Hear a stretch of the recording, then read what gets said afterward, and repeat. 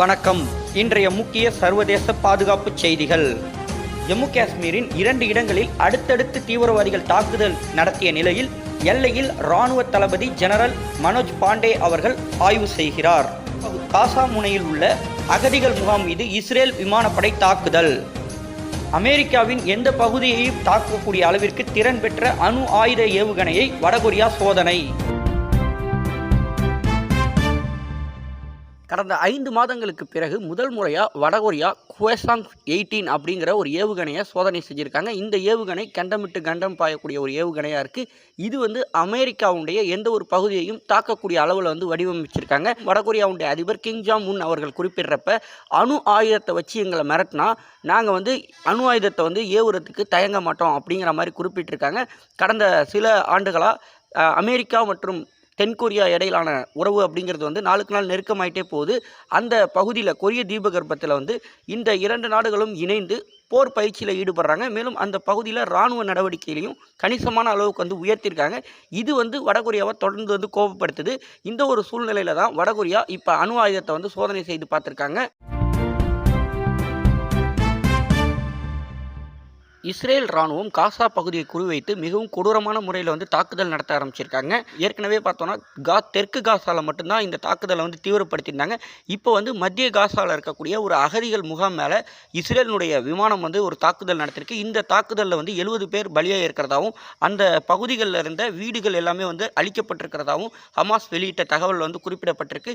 இதுவரைக்கும் நடந்த போரில் 20,400க்கும் அதிகமான பாலஸ்தீனியர்கள் கொல்லப்பட்டிருக்கிறதாகவும் மேலும் 103 பத்திரிகையாளர்களும் இந்த தாக்குதலில் பலியாகி இருக்கிறதாகவும் குறிப்பிடப்படுது. அதே நேரத்தில் இஸ்ரேல் பொறுத்த வரைக்கும் பெரும்பாலான அந்த சுரங்கப்பாதைகள் ஹமாஸ் அமைப்பு பொறுத்த வரைக்கும் நிலப்பரப்போட பெரிய அளவில் சுரங்கப்பகுதியில் தான் இருந்தாங்க. அந்த சுரங்கப்பகுதியிலேருந்து அவங்க நிறைய ராக்கெட்டுகள் மேனுஃபேக்சர் பண்ணக்கூடிய இடங்கள் வச்சுருந்தாங்க. அங்கேருந்தும் சில ராக்கெட்டுகளை இஸ்ரேல் மேலே ஏவுனாங்க. அந்த சுரங்கங்களை அழிக்கிறது தான் இஸ்ரேலுக்கு பெரிய சவாலாக இருந்துச்சு. இப்போ ஆல்மோஸ்ட் ஒரு 40 to 50% வரைக்கும் அந்த சுரங்கப்பாதைகள் எல்லாத்தையுமே இஸ்ரேல் அழிச்சதாகவும் தகவல் வெளியாயிருக்கு.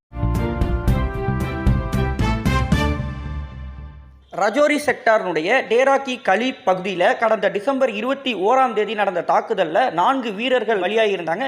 ஏற்கனவே இந்த சம்பவத்தை பற்றி நம்ம குறிப்பிட்டிருந்தோம். இந்த நிலையில் இந்த விஷயம் இப்போ ரொம்ப சீரியஸாக போயிட்டு இருக்கு.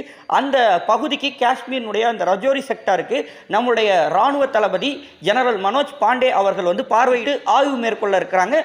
குறிப்பாக பார்த்தோன்னா அந்த பகுதியில் தீவிரவாதிகள் பதுங்கி இருக்கிறதா தகவல் கிடைச்சதை அடுத்து நம்முடைய இராணுவ வீரர்கள் 2 வாகனங்களில் போயிருந்தாங்க.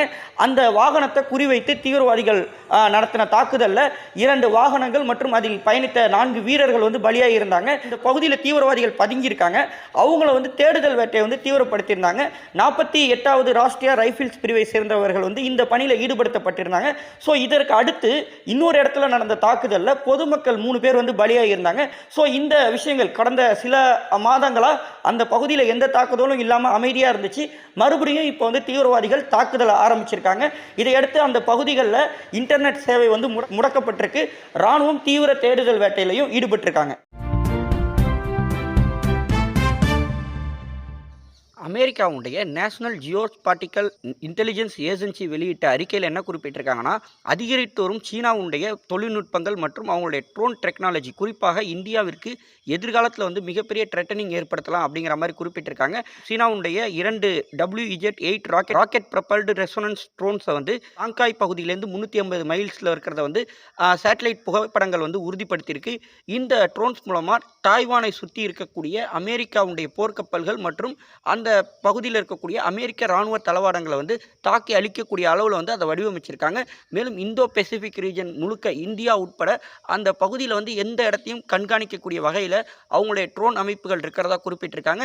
மேலும் இந்தியாவை ஒட்டிய பார்டர் பகுதியில் சீனா அவங்களுடைய ட்ரோன்ஸ் யூஸ் பண்ணி அந்த பகுதியில் இராணுவ நடவடிக்கைகள் மேற்கொள்கிறது, கண்காணிக்கிறது, வீரர்களுக்கு தேவையான உணவுப் பொருட்கள் கொடுக்கறது, தாக்குதல் நடத்தக்கூடிய அளவுக்கு ட்ரோன்ஸ் அவங்க அட்வான்ஸாக ஃபியூச்சர்ஸாக டெவலப் பண்ணி வச்சுருக்காங்க.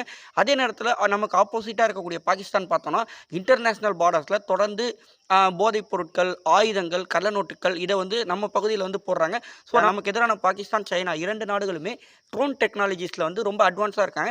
அதே நேரத்தில இந்தியா பார்க்கும்போது ட்ரோன் டெக்னாலஜிஸ்ல வந்து இப்ப தான் நம்ம ஆரம்ப கட்டத்தில இருக்கோம். நம்ம வந்து ட்ரோன் டெக்னாலஜிஸ்ல வந்து அந்த 2 நாடையும் பீட் பண்ணி போகல அப்படின்னா, இது வந்து நமக்கு வரும் காலங்கள்ல வந்து பெரிய அளவுல பின்னடைவை ஏற்படுத்தும் அப்படிங்கிற மாரியும் அமெரிக்க நிறுவனம் வந்து எச்சரிக்கை விடுத்திருக்காங்க. மேலும் கடந்த சில நாட்களுக்கு முன்னாடி DRDO அதிவேகத்தில வந்து ட்ரோனை இயக்கி சாதனை படைச்சிருந்தாங்க. ஸோ நம்மளுடைய ட்ரோன்ஸ் எல்லாமே வந்து ஆயுதங்கள் ஏந்தக்கூடிய அளவுல வந்து நம்ம மாற்றி அமைக்க வேண்டியது இதன் மூலமா கட்டாயப்படுத்தப்பட்டிருக்கு.